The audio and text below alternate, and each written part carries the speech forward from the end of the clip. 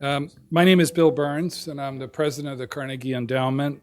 I'm very pleased to welcome all of you today to our launch of our new Global Russia project.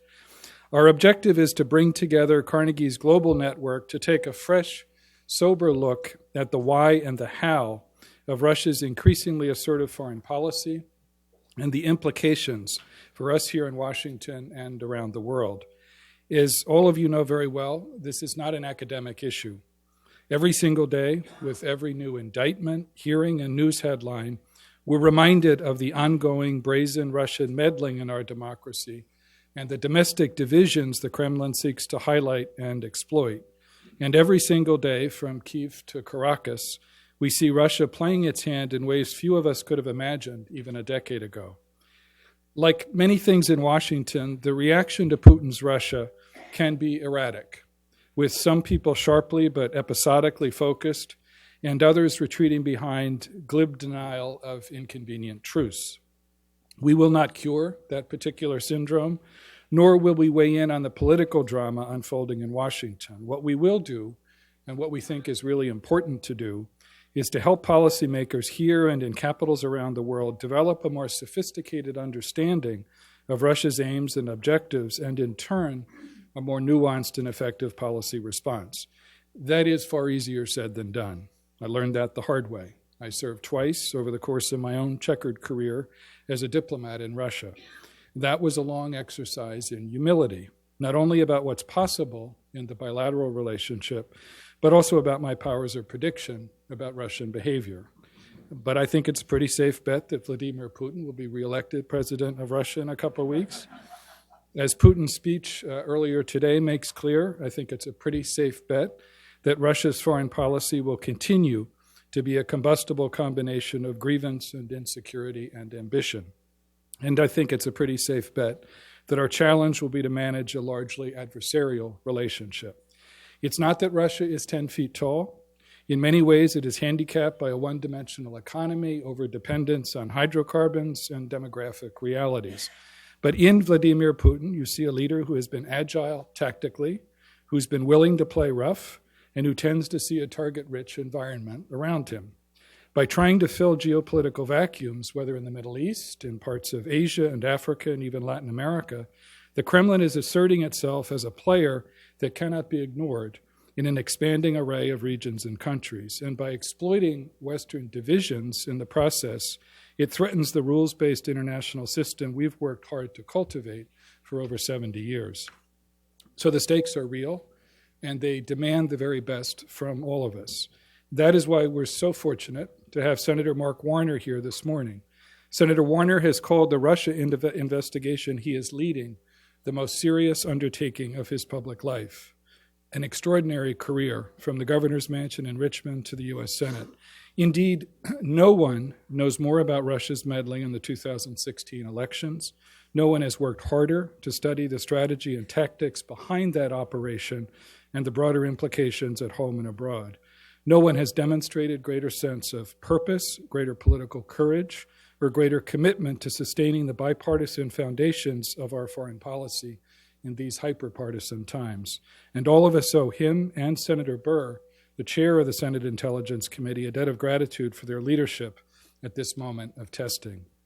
Following the senator's remarks, we'll move directly to our terrific panel, so please do remain seated. But for now, I just want to congratulate my colleagues for putting together this timely and important endeavor, to thank all of you for joining us, and to ask that you join me in giving Senator Warner a very warm welcome. Thank you all.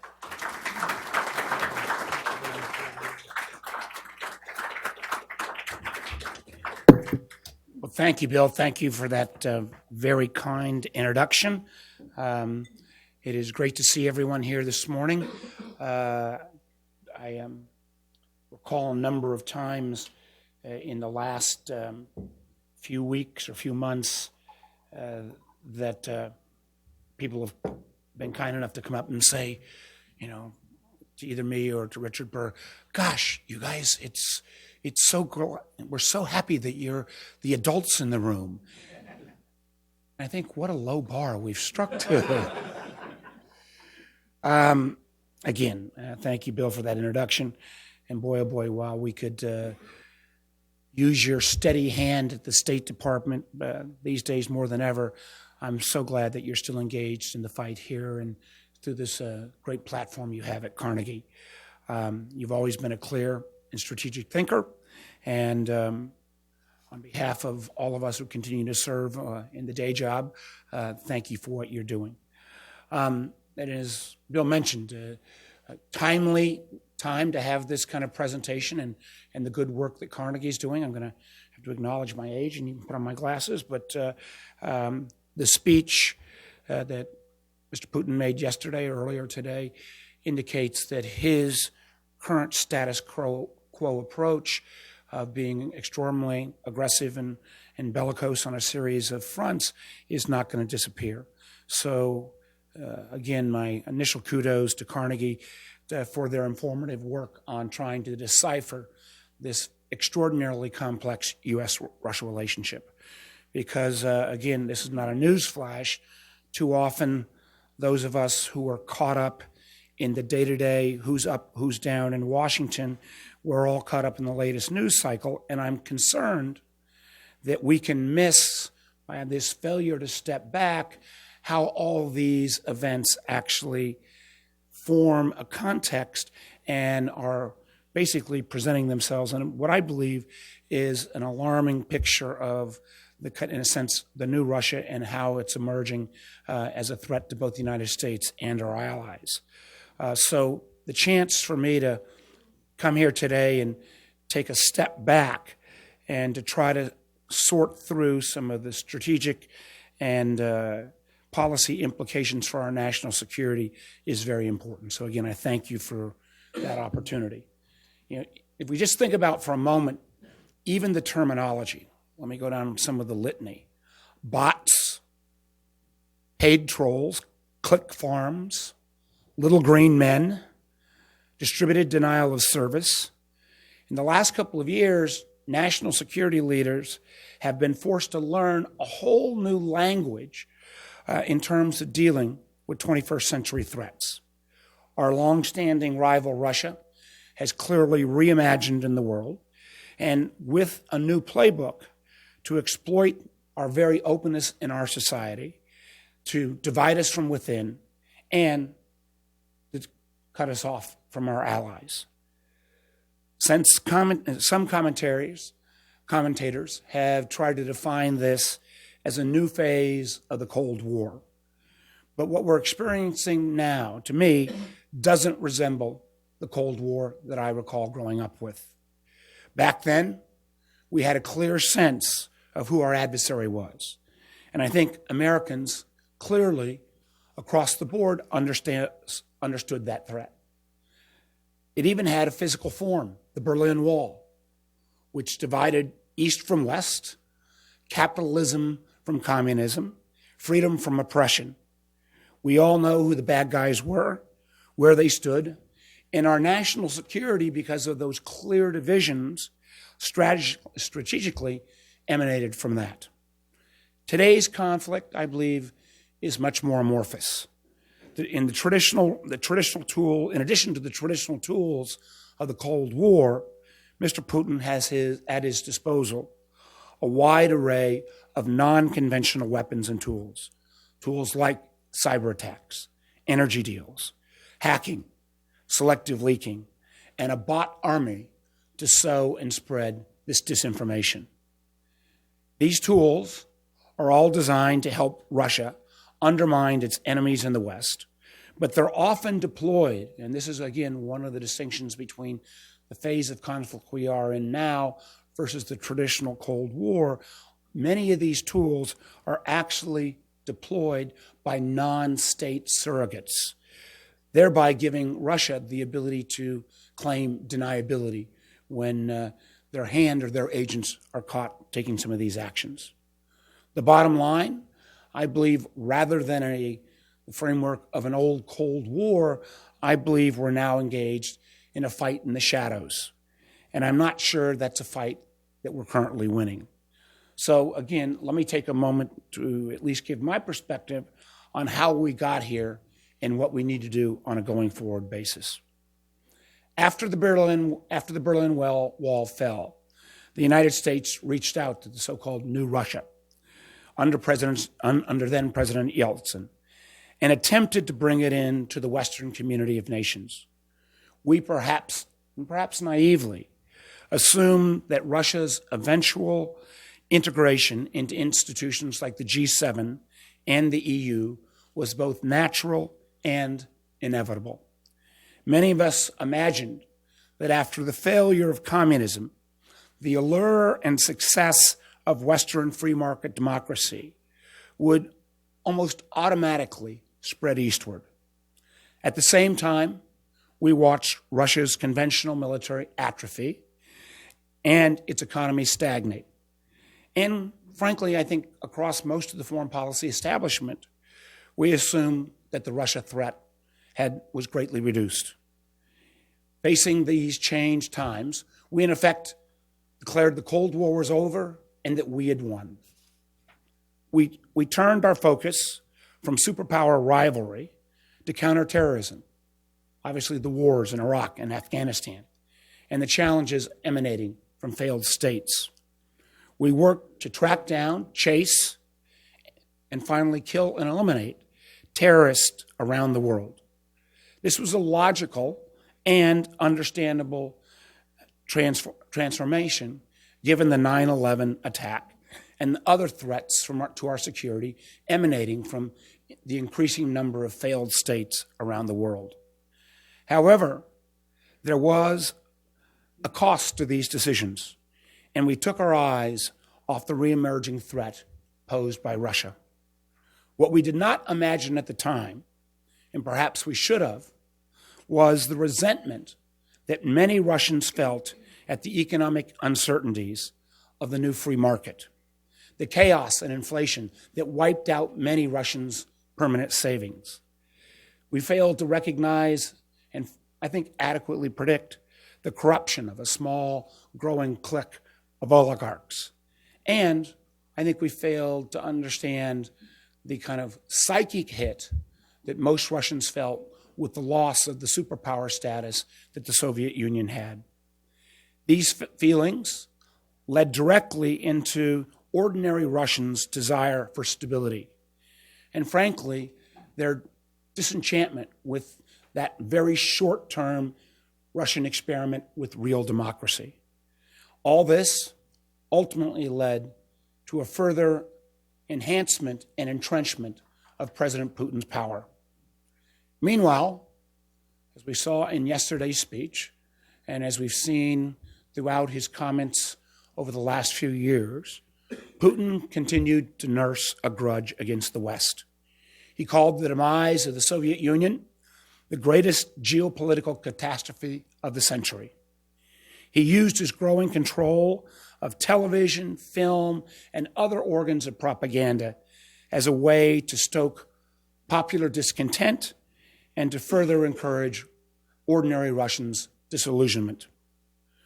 Putin relied on these powers to boost his standing with the Russian public, and in a sense, to replace the old notion of a Russian-led communism-based philosophy with a whole new sense of 21st century Russian nationalism.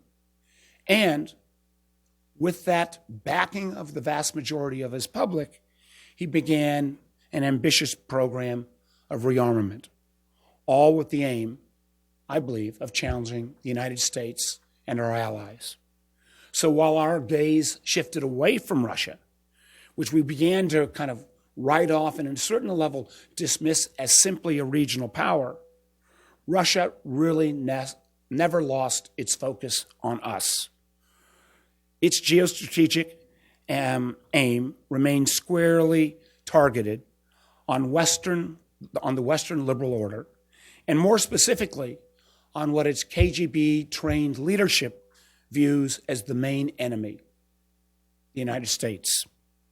So Russia diligently honed and updated its toolkit for a different kind of great power rivalry. They couldn't match us in the old Cold War paradigm.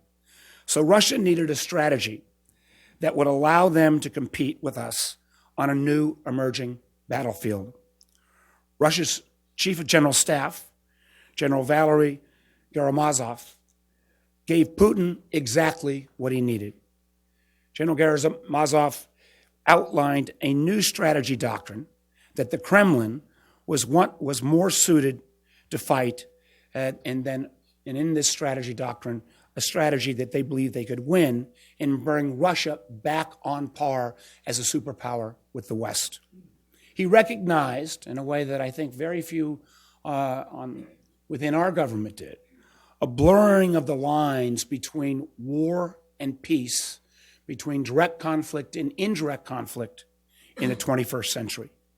He emphasized non-military means to basically advance this doctrine for informational conflict and using the measures of what he would call concealed character. General Gerizim outlined a vision for Russia's military doctrine that relies not just on conventional weaponry, but on a whole system of asymmetric means. His vision of hacking, cyber attacks, information warfare, and propaganda would be the weapons of choice. He painted a picture of a fight really in the shadows, a type of hybrid warfare. It's a fight that I think from all of the comments made by Putin and his allies, that the Kremlin is actually intent not only on bringing parity, but actually intent on winning. Now, Putin quickly put to work implementing this new doctrine. First, across the border in the Ukraine, employing the so-called little green men and information warfare to create a state of perpetual chaos and instability. He also targeted Estonia and Georgia and other countries within the former sphere of the Soviet Union. He continued to invest in this type of deniable, asymmetric tools that would help him overcome the West's more traditional advantages. He's now turned those weapons directly on the United States. And I believe at this moment in time, at least, we are inadequately prepared to take on this new challenge. Now, in recent months, Senator Cardin and the Democrats on the Senate Foreign Relations Committee delivered an extremely well-researched report on Russia's asymmetric assault on European democracies. They outlined a comprehensive array of weapons in the Kremlin toolkit, including the use of organized crime, corruption, energy security, and even using the Russian Orthodox Church to increase Russia's influence throughout the region. Now, we don't have time to get into all of those today, but I recommend everyone take a review of Senator Cardin's valuable work. What I do want to address today are the three major avenues of attack that Russia used during the 2016 campaign. First, the targeting of our election infrastructure.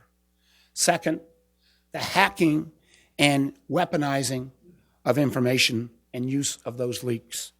And third, the whole new realm of information warfare, particularly as it affects social media.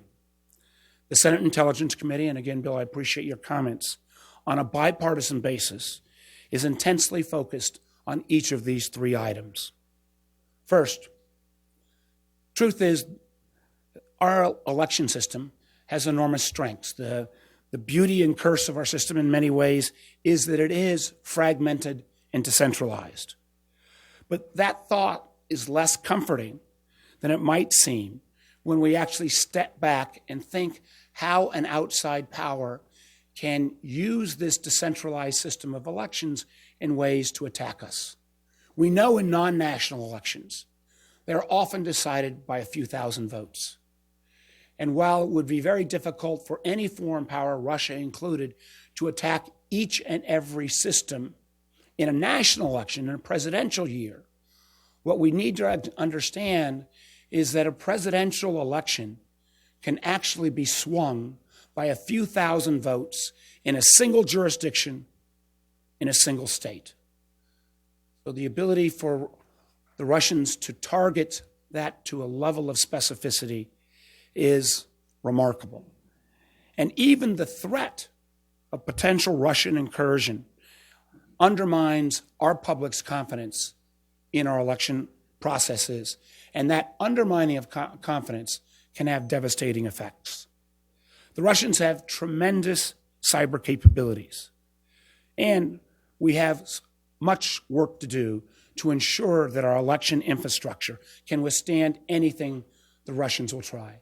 And the truth is, where we stand here in the beginning of March, we are not prepared across the nation for the 2018 election cycle, which begins literally in a few days in terms of the primaries. We have 2 sets of primaries in Illinois and Texas even this month, and we are not fully prepared. Second, the Kremlin has gone to great lengths to foster one of the most permissive environments in the whole world for malicious cyber activity, including both hacking and weaponizing information. While Putin maintains some of the most prolific state-sponsored cyber capabilities, much of his active measures have actually not been state-led. The Kremlin has been able to employ and co-opt at times and compel assistance from a detached core of non-governmental hackers that Russia has nurtured and harbors from international law enforcement. Rather than always being government-led and top-down, these hackers are generally free to engage in criminal activity and money-making endeavors around the globe, as long as they keep their activities away from any of the Russian oligarchs. When it suits them, Putin and his allies are able to utilize these capabilities to further their own active measure campaigns, while allowing the Kremlin to deny involvement.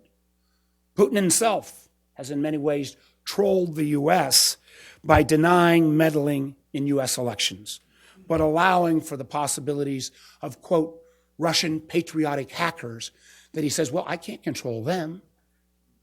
Well, I think there's a little more control than he's been willing to acknowledge. Hacking is obviously not unique to the Kremlin. However, weaponizing that hacked information is a growing part of the Russian playbook. The truth is, we should have seen this coming. Even if we didn't look at all the activities that Russia had taken place in Estonia and other nations in the East, if we simply recall back in 2014, when a bug conversation between then Assistant Secretary of State Toria Nuland and the U.S. Ambassador to Ukraine made its way onto YouTube, where it caused a diplomatic uproar. In retrospect, we should have seen this incident as a test run for the type of attacks and leaks that we saw during the 2016 presidential campaign. This was an area that we should have predicted better. And again, frankly, we're not fully prepared for today. Third, the Kremlin is also making unprecedented investments in 21st century information warfare. During the Cold War, we all recall that the Soviets tried to spread fake news before that term was even popular. They assumed that the U.S. government and spread theories that the U.S. government was involved in the assassination of Martin Luther King Jr., or that the American military had in effect created and bred the AIDS disease. Much like today, these efforts were geared at trying to undermine basic Americans' faith in our democratic government. But the widespread use of social media has allowed Russia to supercharge its disinformation efforts. Before the KGB would often have to go through setting up a newspaper in a neutral country, or using a series of tools to create a dubious forgery that at its best, whether they're through the newspaper or the forgery, would only hit a very small targeted group of individuals. Now, with social media, they have instantaneous access to hundreds of millions of social media accounts where propaganda and fake news can spread like wildfire. And while we all recognize the power and value of these social media platforms, if we step back and think about this from my day job on the Intel committee, in many ways, if an intelligence organization was trying to create a network where they could do the most damage spreading false information and undermining people's confidence, and they could sit back and imagine what that network might look like, chances are it would look like some of the social media platforms that exist today in terms of how we gain our news and information.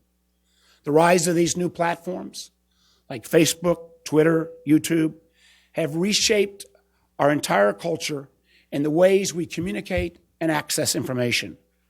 But while we've marveled at the new opportunities offered by this technology, I believe our government and the technology companies themselves have not fully understood the ramifications of these giant new communities that they've created, and how these communities on social media, in effect the dark underbelly, can be abused and misused in terms of its interactions with our Americans. Tracking the impact of the Russian disinformation is obviously inherently difficult. But if we look back to 2011, there was a Russian operations manual that suggested that disinformation, quote, acts like an invisible radiation, silently and covertly pushing you in the direction the Kremlin wants. The truth is, for most, you don't even know you're being attacked. That's how Russia was able to target and co-opt unwitting Americans into spreading their content outline. They even succeeded in transferring these efforts. This is one of the things that was most described in some of our hearings, from Facebook into the real world. The example we like to cite was back in the fall of 2016, where two Russian-created sites, both created out of St. Petersburg, one that catered to a more far-right group in Texas called Succeed Texas, the other which catered to a group that was about a series of the Muslim community within Texas. And from a half a world away, they created an event where these two groups came into near conflict at a mosque in Houston. Think about that. The ability to manipulate Americans onto the street, and thank goodness for the police presence, or we could have had an event similar to the tragedy that took place in my state in Charlottesville, all this being manipulated and driven from half a world away. And the truth is, this threat continues and expands. These active measures have two things in common. First, they're effective, and second, they're cheap. We're spending hundreds of billions of dollars on national security. And at least in this area, in terms of misinformation and disinformation, our country is often being rocked back on our heels. The Kremlin is spending pennies on the dollar, and candidly wreaking havoc. Worse yet, they haven't stopped. This threat did not go away on Election Day in 2016. Russian operatives remain active today, stoking hate and discord online. We have seen Russian-linked accounts pushing hashtags on both sides of the NFL national anthem debate. We've seen Russian organized hashtags and bots attack the president's national security advisor. We've seen them push in many ways where it trended to the top of the list, hashtag release the memo. And more recently, we've even seen evidence of stoking anger on both sides of the gun debate after the recent tragedy in the Parkland shooting. And now this playbook is actually out in the open, and we have to worry about more than just Russia. These tools can be used by other actors, China, non-state actors, terrorists, and others, to try to influence and sow discord within our nation. So, what can we do? Unfortunately, there's no simple answer in this space, no single countermeasure that will stop the wave of attacks from Russia. So the premise of what Carnegie's global Russian project means is that we have to take advantage and look at where Russia seeks to take advantage and amplify these internal divisions in our country. It's focused on boosting cynicism and tearing down Western institutions from the inside. In response, I believe we need to start right here at home. We need to recognize the threat, expose Putin's game plan, and inoculate our society against these efforts. In order to do that, we need to understand the Russian playbook and deliver a thorough accounting of what they did in 2016. This is why I believe our committee's investigation is so important. It's why I believe the Mueller inquiry is so critical. We need to get to the bottom of what happened, and we need to do it in a bipartisan fashion. Politicization of this effort will only undermine our countrymen's understanding of the threat and truly the fact that this is not a threat against Republicans versus Democrats, but it is against a threat to our nation as a whole. The question about whether any Americans knew or assisted Russians' efforts in 2016 is vital. But more important and more critical is making sure that we make clear that this threat did not end on Election Day, and that what Mr. Putin's gains and aims are is not to favor one political party over another, but it is to simply sow discord and distrust within our country. And the truth is that what we experienced was an attack from a foreign nation. Next, we have to recognize that we have much to do to strengthen our security and systems against these asymmetric threats. Our strategies and our resources, I believe, have not shifted aggressively enough to address these new threats in cyberspace and in social media. The truth is, if you step back and look at how we spend, Russia spends, I think the last year's budget, national level, defense-wise, was about $68 billion. The United States of America spends 10 times that much. Yet, I believe we're spending oftentimes on weapons that were well suited for a 20th century conflict. We buy arms and materials to fight war on the land, in the air, and on the sea. I do not believe that we've shifted near enough resources to take on where oftentimes the 21st century conflicts will take place in cyberspace or in terms of misinformation and disinformation. Because until we do that, I believe the Russians are going to continue to get a lot more bang for their security buck. No one questions America's superior technological advantages. But ironically, that technological advantage and the technological dependence that comes with that advantage actually makes us more vulnerable in the asymmetric battlefield in terms of cyber and technology dependence that Russia has chosen to attack us in. We must spell out a deterrence doctrine so that our adversaries don't see cyber attacks or misinformation and disinformation attacks against us as a free lunch. The United States, I believe, has often done too little to respond to cyber attacks against us and our allies. And when we do respond, it's often been done extraordinarily quietly and on a one-off basis. That has clearly not been enough to deter our adversaries. We may need to make clear to Russia, and for that matter to other nations, that if you go about using cyber warfare or disinformation against us, we're going to call you out and we're going to punch back. We need to more quickly attribute cyber attacks. We need to increase the cost of these cyber attacks against our nation. We need to use robust sanctions and other tools. And that should include the sanctions against Russia passed overwhelmingly by the Congress, but which the president has still refused to implement. The sad truth is that we are handicapped in our response by a lack of presidential leadership. We need a president who recognizes this problem and not one who sees that any discussion of Russian election interference as a personal affront.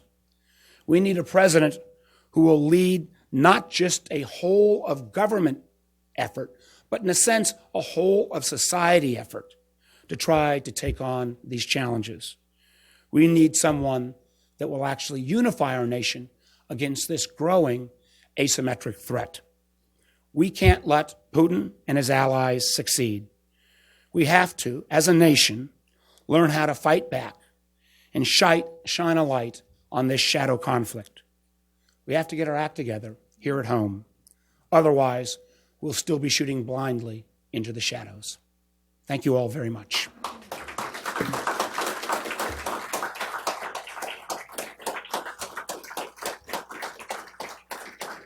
And now I've got to go back to my day job and save democracy. Thank you all very much.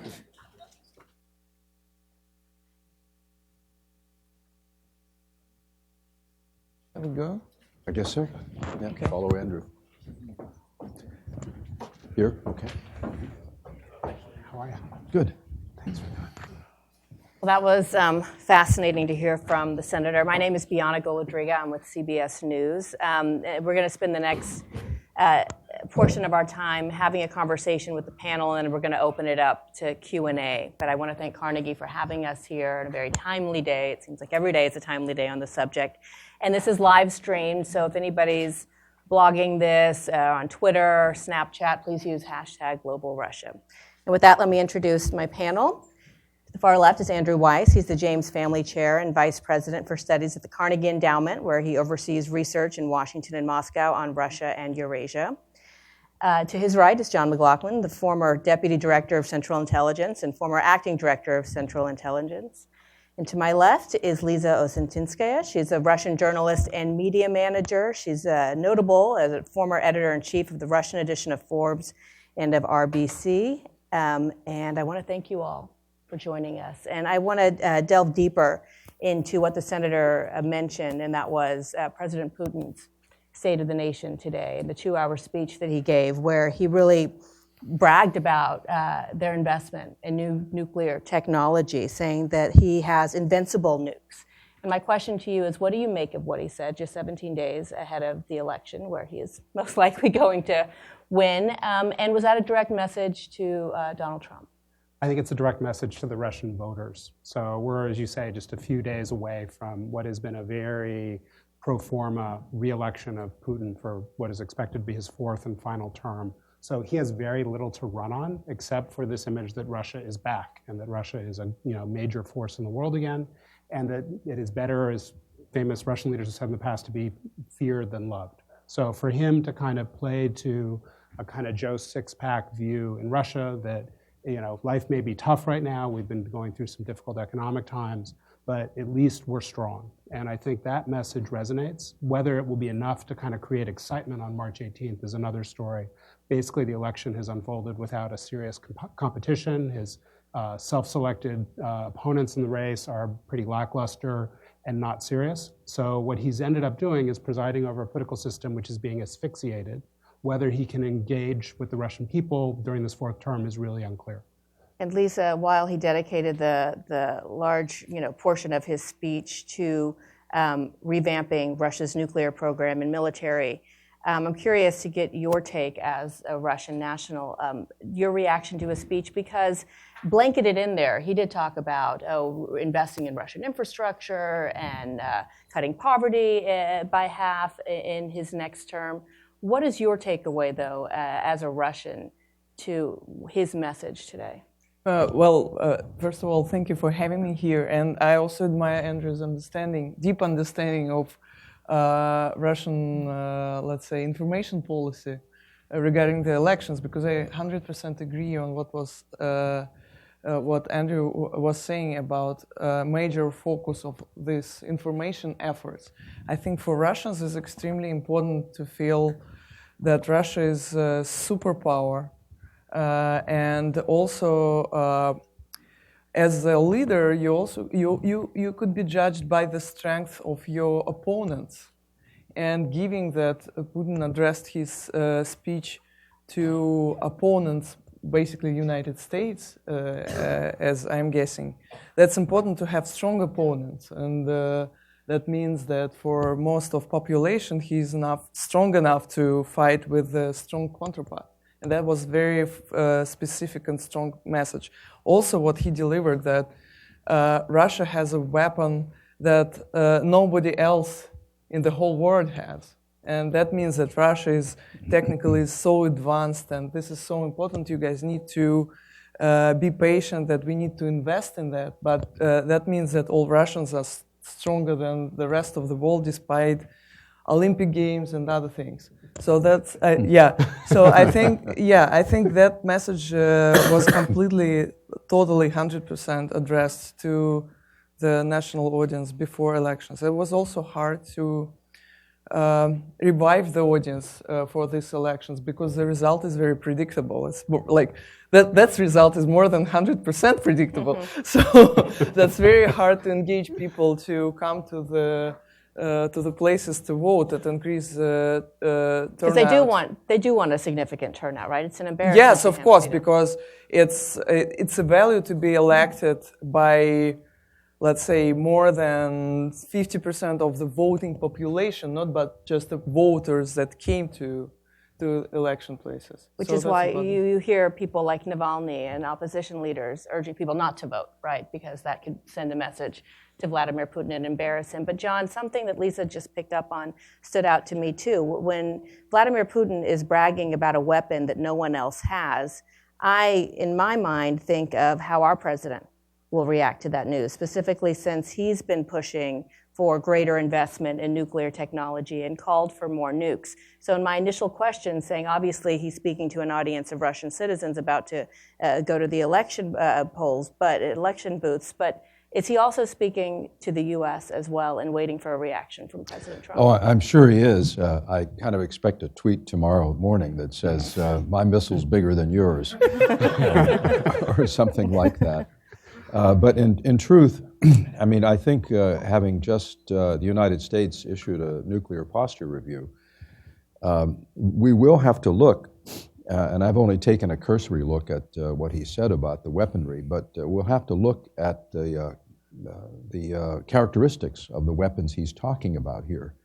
Because one of the things going on in the world of nuclear weaponry is that technology is changing in ways and doctrine is changing in ways that begin to erode some of the ways we typically have thought about deterrence, and the way we've typically thought about arms control, and the way we've typically thought about the potential use of nuclear weapons, which I oppose on any grounds. But people are beginning to think in parts of the world, and Russia too, I'm sure, that there are circumstances in which it might be permissible to sort of break the nuclear taboo and use these weapons in some circumstance where you can control their impact. I think that's a grave mistake, but that thought is out there, and when Putin starts talking about new kinds of weaponry, it's bound to play into that debate. And does it support President Trump's call to spend more money specifically on our nuclear technology? Well, I think he will interpret it that way for sure. I mean, I'd be astonished if that wasn't the reaction we have out of the White House. Yeah. Some of your peers in the intelligence community have recently likened what Russia did in the 2016 elections to a political 9/11. Would you go as far as saying that? Well, yes. I mean, it's always dangerous to use 9/11 comparisons because I don't. That's extraordinary. That's an extraordinarily event in our history that hopefully would never be repeated. But yeah, it's in the sense of it being a surprise, in the sense of it being novel, in the sense of it being something that we typically have not done very well. In all of those respects, I believe it is, and it also underlines, for me at least, something the senator said, which is that this is, I think I heard him say it this way, we shouldn't think of this as a new Cold War. I think Cold War metaphor gives us too much comfort in the sense that we understood that. And also it could be seen as something that could have an end, and it did have an end. There were two sides, and one had to lose, and they lost. That's how we've seen it. That is not the circumstance we're in with Russia now. Russia will not go away like the Soviet Union did. And so to me, and so we have to figure out how to deal with it, and I'm sure we'll talk about that, but to me, that's the real significance of what they did in 2016, that it has an echo of the techniques we saw during the Cold War, but it advances so far into the modern era that it moves us into a different strategic realm, I think.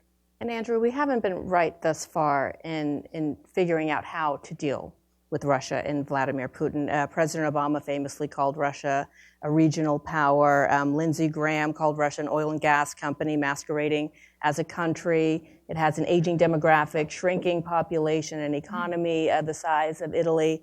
Yet Mitt Romney is now getting praise for what he said back in 2012, calling Vladimir Putin the greatest geopolitical foe that the U.S. faced. You could say both sides are right. What's the approach to addressing that conundrum then? Well, I think, first of all, we need to sort of assess what's real and what's inflated. And if, today's speech is nothing else, it's a great way of Putin showing that he'd just like to be talked about. And so all of the kind of fixation on Putin. Well, we've been doing that. Right, the portrayal of Russia as 10 feet tall, like that is all, kind of political gravy for him at home for the reasons that Lisa and I talked about a second ago. What we need to do is step back and think, as John said, about this is not a Cold War, but it is a different level of Russian risk-taking, it's a different set of tactics, and it's a far bigger target set. And for my mind, we had assumptions for the last 25 years that have turned out to be wrong. We assumed that Russia was going to focus on its internal rebirth, and it would want a benign external environment. That turned out to not to be true. We assumed that traditional elements of caution would be very important for how Russia's foreign policy evolved. We've seen that the opposite is true. That risk is now seen as a way to sort of double down on issues and put your opponent on the spot. So risk and surprise, covert action, those are key parts of the Russian playbook. And then the other assumption was that they would focus largely on their neighborhood and that Russia's priorities would be in countries like Ukraine, Georgia, and Estonia. And we're seeing no, that Russia wants to mess with the United States and push back asymmetrically. Part of this has to do with the events of 2011, 2012, when we had big street demonstrations in Moscow after a very kind of murky set of shenanigans in the Russian parliamentary elections. But since then, and then going forward into the Ukraine revolution of 2014, the Russian government, I don't think it's insincere, believes that the stated goal of the United States is to overthrow them and to basically pose an existential threat to their regime. So the way to deal with that is to punch back, and they've punched back very hard. And Lisa, you as a journalist have seen firsthand this evolution in Russia and Vladimir Putin's Russia. You've uncovered and exposed many stories there. Most recently, Putin's so-called chef, right, Yevgeny Prigozhin, and his affiliation with Russia's involvement in Syria. So none of this is a surprise to you, yet when you and I were talking backstage, you said you were surprised by what you saw in Mueller's indictments. Can you explain that?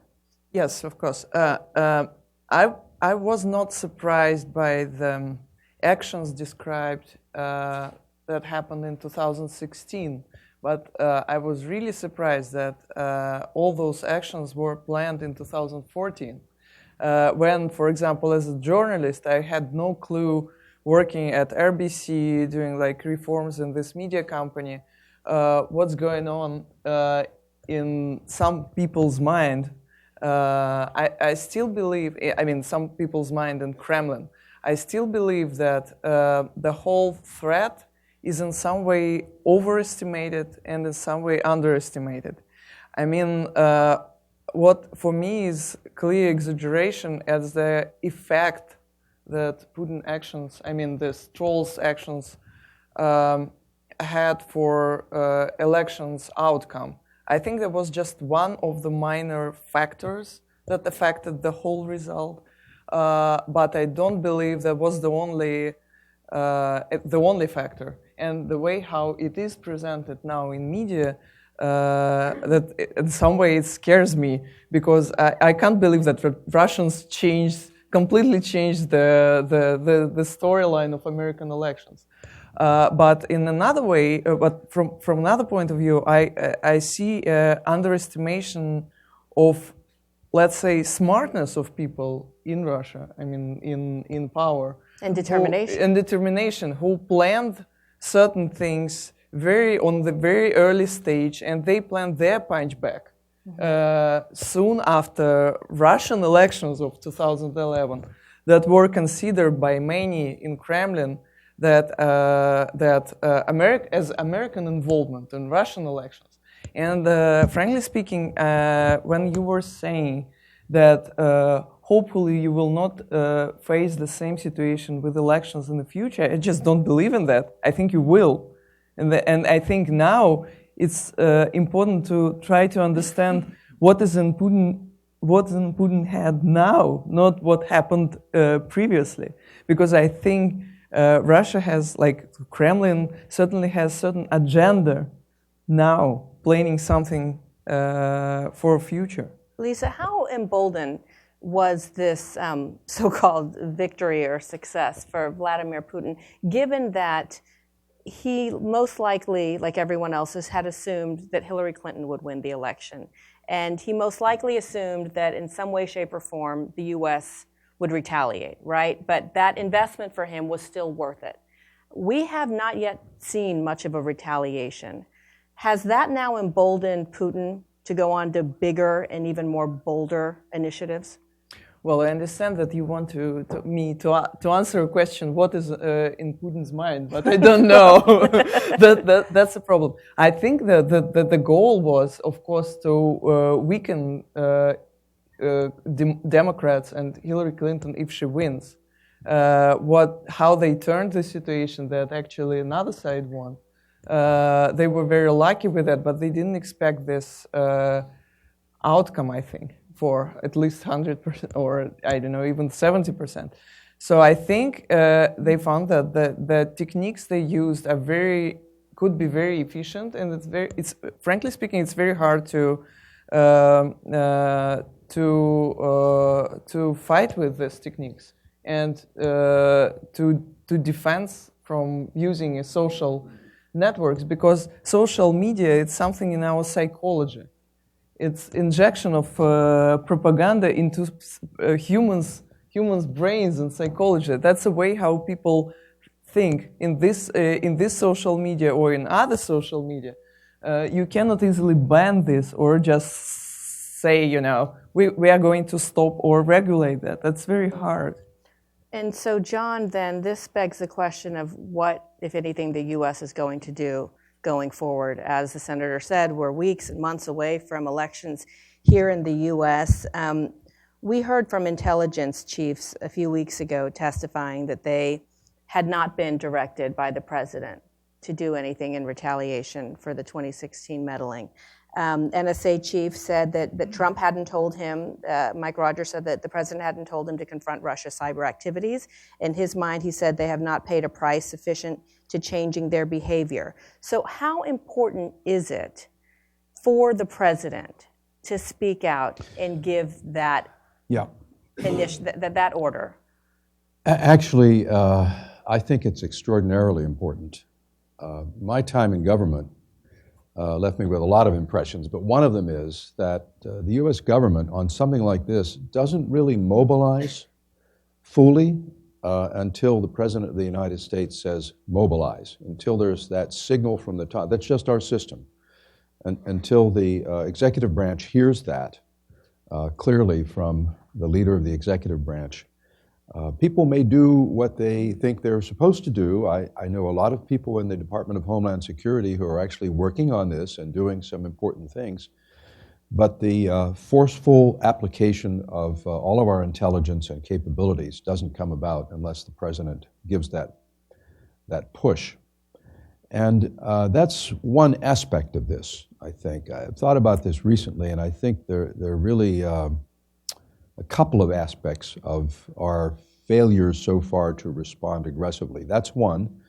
And the other is, I suspect that we do not yet have a cyber strategy that we can all unite on, in part because, when I say we all, I mean all of the agencies and the whole of government, to use that expression. In part because I don't think we have an accurate understanding of what happens when you engage in a cyber exchange. For example, Rogers was pressed to do more aggressive counter activity against Russian cyber. And he said something to the effect that he's doing what his authorities permit him to do. Now, without knowing what that means, we can't really judge the extent to which he's acting, but I suspect he's doing more than we know. That said, those who think this should just turn into an all-out pitched battle, I think one of the problems is that we haven't yet gamed out how does escalation work in cyber. As with any conflict, when you're inflicting, let's say, violence in this sense, a different kind of violence, you always have to have some thought about where is it going? Where are we 2 or 3 moves down the chessboard? And I think this is a frontier for us. I don't think we've thought that through very carefully. So combined with a lack of push from the president, I think leaves us pretty much floating in the water here and quite vulnerable to what the Russians will attempt to do, as Lisa so persuasively says they will continue to do. And Andrew, I want to get to what Russia's doing, not just in the US, but around the world. You've just written a piece on Russia's involvement in Mexico's upcoming election too. But John, if we could just stick on this topic for one more minute, or 2 or 3. I was listening to General Michael Hayden earlier this week, former director of the CIA, and he sort of took the blame from the intelligence side, saying, listen, we dropped the ball in the sense that our intelligence community was focused on, counterterrorism, post 9/11, Al-Qaeda, and he should have picked up on the warning signs even when Russia invaded Georgia. And by that, he gave an example of getting a phone call from Stephen Hadley asking about that, the national security advisor at the time for President Bush. And Michael Hayden said, who are our Georgia guys? Give me our Georgia guys. And maybe there were 3. He didn't have any idea who they were. And they were good guys, he said, but he had no idea who these people were.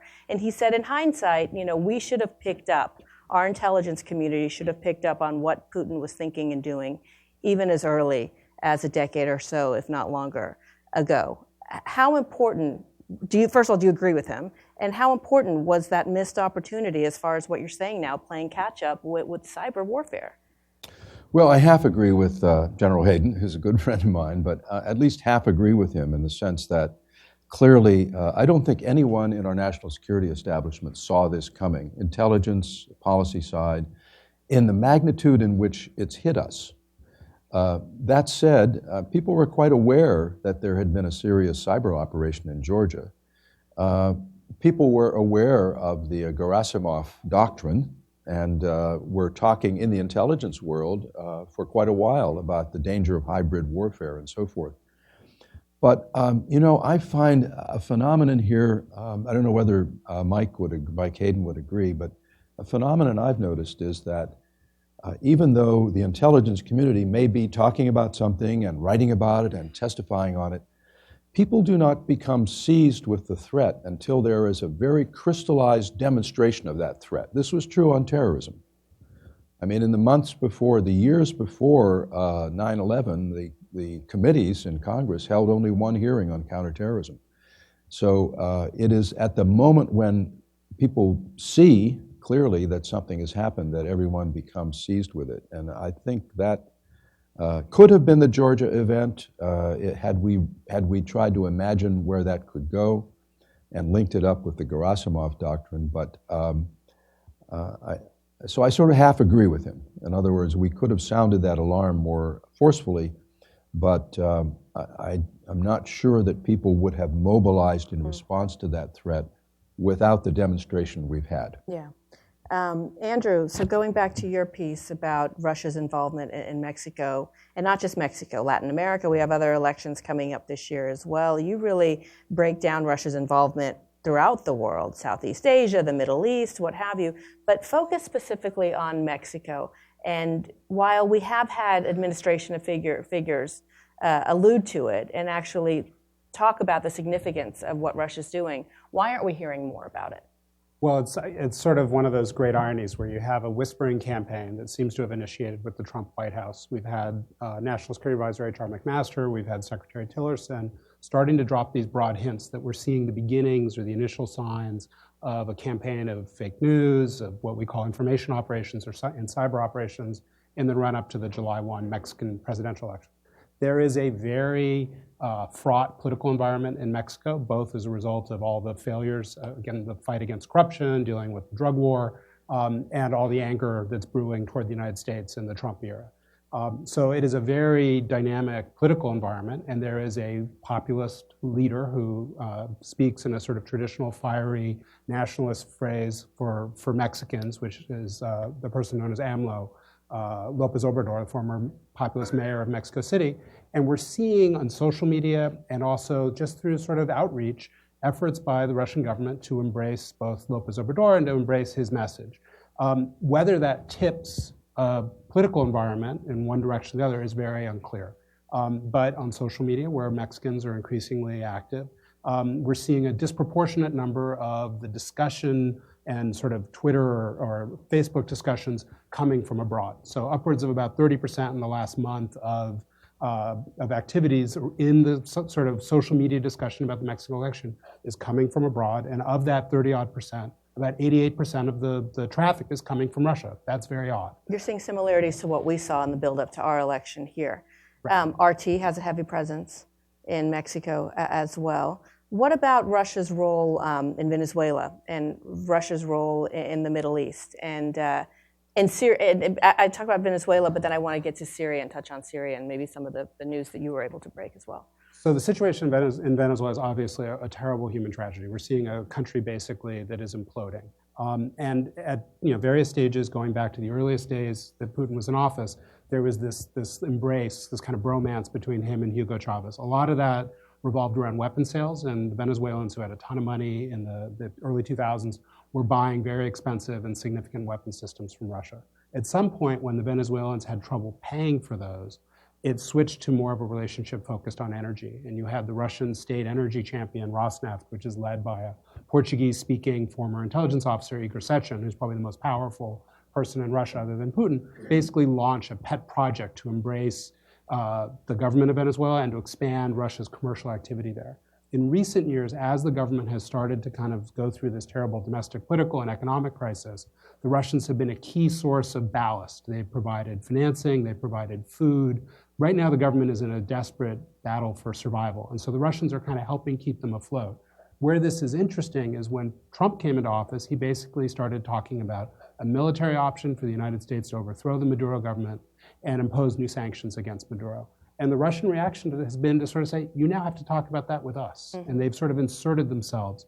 And that sort of follows on what we've seen in Syria, what we're seeing in Libya, where basically Russia's not looking to fix problems. It's not looking to sort of own Venezuela or own the reconstruction of Syria. But it's basically saying we're at the table and the United States can't just sort of rally or boss other countries around anymore. And that goes back, decades in terms of what Russia has been striving for. They wanted to create what they've called since the Primakov era, a multipolar world, where the United States no longer kind of sits at the top of the global pyramid, and they want voice in how the world's key decisions are made. We're hearing that in North Korea as well. And that's the world we have. When you talked about Syria, and there had been concern from day one about a potential proxy war between the U.S. and Syria there.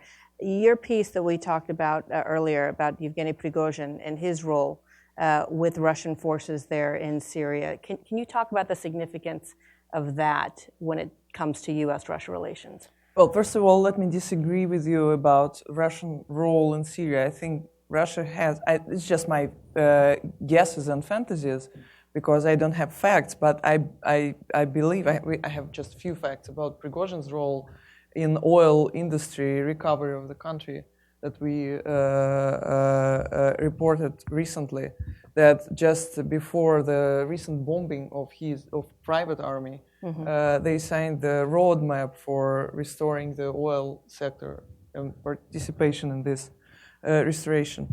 But I think Russia has clear, Russian companies, maybe state-owned companies, have clear intention to participate in Syrian restoration and reconstruction after at least that part of Syria that is controlled by Assad. I think that's the same, it could be. Again, I don't have facts, but I think it's very plausible and it's very possible that they will employ the same strategy as in Chechnya, that using certain resources to rebuild the infrastructure there. And this is a way how to gain something from, basically from this operation. I was surprised, it's a kind of a joke that you didn't mention Argentinian story with cocaine. Oh, the cocaine, yeah. so there's so many like, the influence. jewels to discuss here. Do you want to give us a bit of a brief? Well, pounds, $800 million worth? Or? Yeah, it's about 400 kilograms of cocaine that somehow appeared in Russian embassy. That was reported from the ambassador of Russian ambassador in Argentina, that supposedly came with the airplane that belongs to a state air company that transfer all and organizes flights for senior officials in Russia. So that's an interesting story that is developing. And we still don't know what. It says a lot that's like the last story we're talking about here. Yeah, so that's the last, I want to spend the last few minutes opening it up to questions, but before we do that, Lisa, I want to ask you about what life is like as a journalist in Russia. It is one of the most dangerous jobs in the country. You're now spending the majority of your time in the U.S. We spend a lot of time talking about journalists here in the U.S. We're fortunate at the end of the day to be able to have our civil liberties here as journalists in America. It's not the same in Russia. Talk about the ins and outs of covering Vladimir Putin's Kremlin. So the paradox of being journalist in Russia is that finally you land in the United States and stop working as a Russian journalist. So that's a joke, of course. But Russian humor. Just few. I'm very self-sarcastic. So, but few explanatory words about my story. That I'm currently a fellow at UC Berkeley Journalism School. But I founded the news organization. This is a newsletter and website called The Bell. We have team in Russia working in Moscow. So we have a little bureau that investigates and produce news mixed with our own scoops. And our focus is following the money approach. We have also English language newsletter that appears by Fridays, and we translate some of our stories, the most significant stories in English, so you can find it on our website. So I think it's like talking about trolls. In some ways, the dangers are highly exaggerated. So journalists, free journalists and liberal journalists are still able to work in Russia freely. The only thing is that let's define it as a percentage of risk. Anytime you work in emerging countries, developing world, in any places, you have certain amount of risk. Let's say working in Russia, being a journalist in 2005, working as a business journalist, as I used to do, it was very low risk. Let's say it was less than 5%. Now this risk is increasing because the government puts more attention on independent journalists, and there are very few of us. I would say fewer than we had before, but still there are some people who appear on state-owned, semi-state-owned radio station Echo Moscow Echo. And those people speak very openly about problems. Then we have, let's say, journalists, have opposition leader Ksenia Sobchak, who comes on state TV and then promotes their liberal values. So it's a kind of hybrid regime for journalists as well. But at some point, you definitely can face significant problems and even threats and harassment and whatever, any type of harassment. That's a risk that increasingly comes with this profession nowadays in Russia. It says a lot that these independent journalists are really primarily based outside of Russia too. Some of the bigger known names like Medusa and obviously you as well. Okay, well, thank you for everything that you do and helping us dissect, what happens in Russia as a Russian yourself. And I want to thank you both for helping us guide us through the next chapter in our U.S.-Russia relations. So we have about 10 minutes left, so let's open. We'll take one here. Oleg Merkulov, Business Baltic Media Group from Riga, Latvia. So Latvia is the country with the biggest proportion of Russian-speaking population in the whole European Union, about 40%. What advice would you give to Latvian authorities, to current Latvian government, how to deal with the local Russian population, whether to stay on the confrontational line as it is now, or to take into consideration concerns of Russian-speaking population, such as closing down existing Russian language schools and also language issues? What advice would you give to a Latvian government? Thank you. Who wants to take that? Andrew? Yeah. I mean, this is a situation which I think most people spend a lot of time looking at. I think that the governments in the Baltic region have very carefully tried to manage competing situations, whether it's, as you say, making sure that there are people who are prosperous, that they feel a connection to Europe, and that they feel the embrace of the United States and our NATO allies, which have basically guaranteed their security through Article 5 of the NATO founding charter. But so for me, the challenge will be resisting the temptation to overreact in case of provocation. There were instances in the last couple of years where groups inside Latvia tried to stir up trouble, and it's a balancing act for the government to make sure that it's firm, but also doesn't invite the kind of trouble that we've seen in other parts of the former Soviet Union. I think the situation in the Baltics is probably by comparison, far more manageable than what we've seen in a place like Ukraine, where Russia has been engaged in a covert war now for 4 years, and at tremendous cost in terms of loss of life and in terms of basically keeping Ukraine dysfunctional. And the question will be, through diplomacy, through presidential involvement, as John alluded to, are there things that Western governments can do to make the situation along Russia's periphery more stable? There is, and I think Ambassador Burns alluded to this at the beginning, a target-rich environment along Russia's periphery, and that's not going to go away. So much of the focus has to be on societal resilience, on exposing this Russian toolkit, and in providing support diplomatically, politically, militarily to countries in that neighborhood without overextending and without sort of sticking our hand in the propeller. That is a really constant and I think challenging set of policy issues. This administration is in a sort of difficult spot, in part given the rhetoric that President Trump used on the campaign trail, where he basically disparaged NATO. We've seen senior members of his team try to reestablish credibility around the U.S. defense commitment. We hope that their voice continues to be what's persuasive at the end of the day. But we're only at the beginning of this drama with a more audacious, risk-taking Russia, and these are issues that are not going to go away by any stretch. We go here in the second row.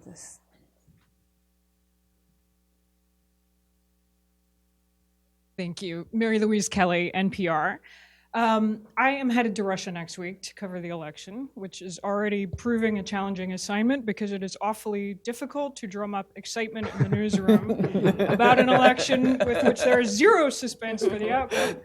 But my mind turns to what another 6 years of Putin will look like. And that's the question I want to put to the panel. What are you watching for, both internally for Russians who will be living through another 6 years of Putin, it appears, and externally as Russia exerts power on the world stage?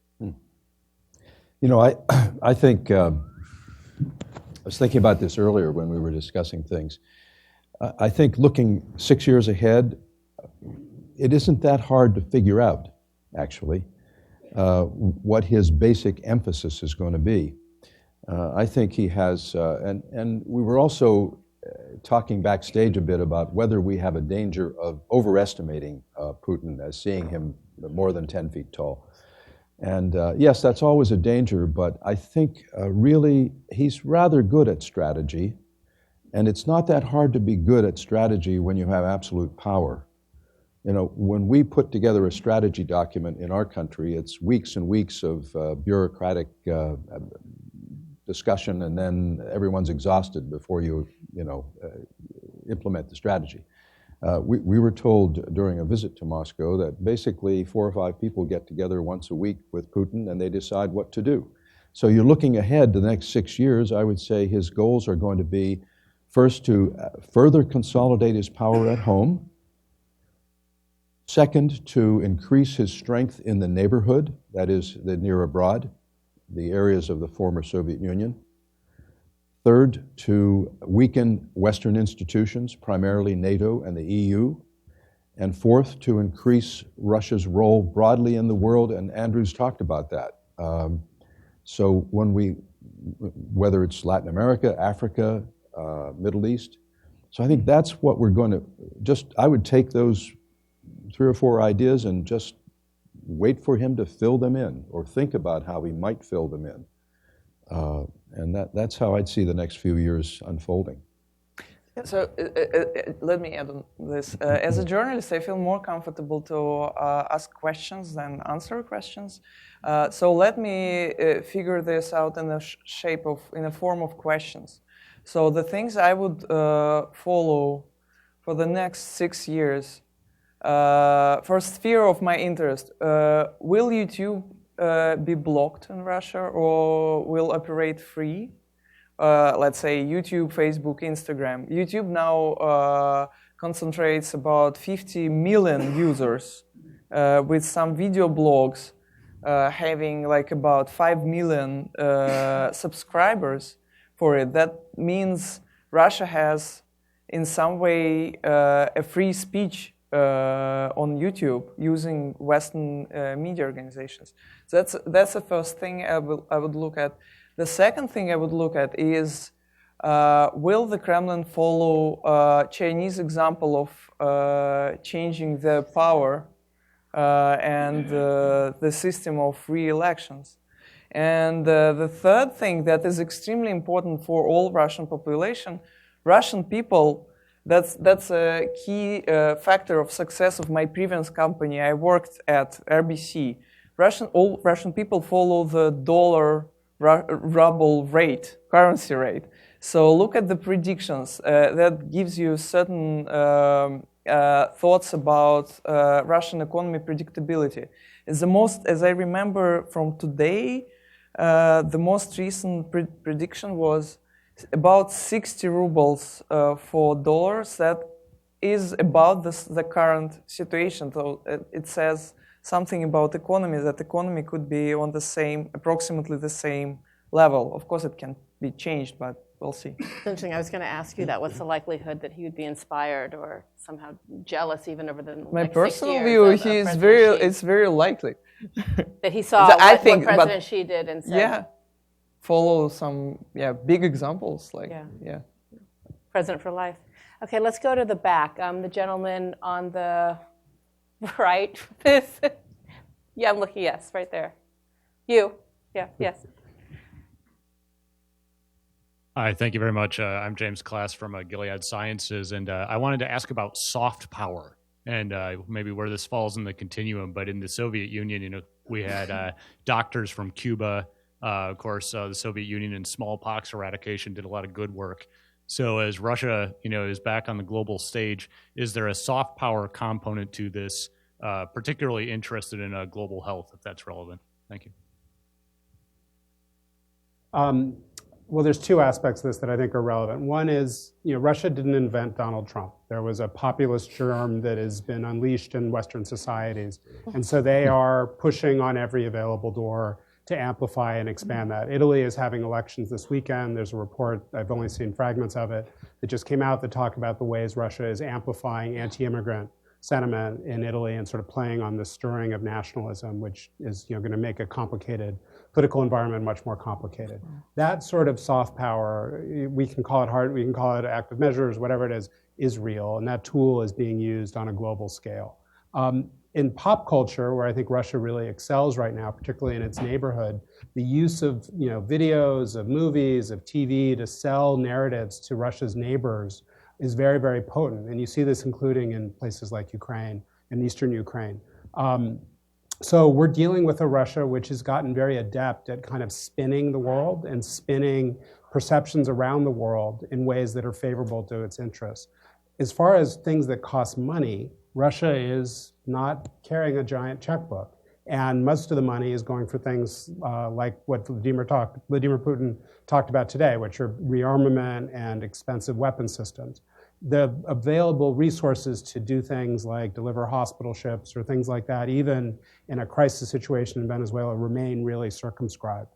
But when they do stuff, even if it's small, it's the collection of those small things that amplifies this image that Russia is back and that Russia really matters. And they've played that, I think, in a fantastic way in Syria, where what is by all measures a relatively modest footprint for their military operation has had a disproportionately large impact on the fate of that country, both in sort of steering the civil war in Assad's favor, but also showing the world that Russia can mount a meaningful expeditionary force far from its borders. I think we have time for one more. Let's go to the woman here on the left. Yes, you. We haven't gamed out how the warfare escalates in cyberspace. Was that you, Adam, Andrew, who said that? Yes. Can you not hear me? Yes. Okay. My question is, do we have the skill sets to accomplish that? And if so, how are they deployed? Well, everyone who works on cyber in the US government says we don't have enough people working on that, and nor do we have enough people who are technically qualified to do it. We have a lot of good people, but we don't have bot farms, to give you one example. So I would say we are at the point of needing to acquire those skills and build them. That's the first thing. And then in terms of what I said earlier about understanding an escalatory ladder in something like cyber, my real analogy there is looking back to the nuclear era. And the only way we came to understand that was through arms control discussions and through a lot of work on strategy and through a concentration on capabilities of those weapons and so forth. And yet this world is more complicated, the cyber world, because we're not talking about just a world in which we're dealing with nation states, we're also dealing with non-state actors, as Senator Warner pointed out. So my answer to your question would be, on a scale from 1 to 10, if 10 is perfect preparation and perfect resources, I would say we're maybe at a 6. We're at about a 6 in terms of strategy for the problem. And because I know back during my time in government, people were working on strategy. And yes, it's moved along somewhat, but we're not at the point where we have, I think, a highly confident understanding of how this all works. Of course, the U.S. and Russia don't have a monopoly on cyber tactics and skill sets. You've got China, you've got other players as well. Exactly. And we have nothing comparable, for example, to the record we built over many, many years in arms control with nuclear weapons. This is a weapon that isn't nuclear in that sense, but it is certainly nuclear in terms of its capacity to influence things, change things, and inflict pain on populations, short of physical pain. But just imagine, for example, we haven't had, I referred earlier to the need always for something that crystallizes a problem. You would think that the interference in our election has done that. I'm not sure it amounts to yet the cyber Pearl Harbor or the cyber 9/11, because, we're very sensitive to it here in Washington, inside the Beltway. This is all we talk about. I travel around the country a lot. People out there aren't as focused on this as we are here in Washington. There is not a national consensus yet, to my knowledge, on first an appreciation of the problem and its seriousness, and then a kind of an infrastructure of support to create pressure to do something about it. I'll land on my first question to you then. How much of that rides with the president and the administration to act on? I mean, if FDR or George Bush had not responded the way they did following Pearl Harbor. Yeah, Obviously, well, you're talking about loss of human life. I'm It's actually different. I'm actually reading the latest biography of FDR now, and one of the striking things that comes out. I wasn't there to observe this, but in the 1930s, particularly from 1935 on, 36, 37, FDR was very focused on and aware that trouble was coming for the United States, and he had a very deliberate strategy of moving the United States toward an understanding of that against a backdrop of very serious opposition that had broad public support. And yet he managed to get us there eventually, but it did take Pearl Harbor to move everyone over to that side of the spectrum.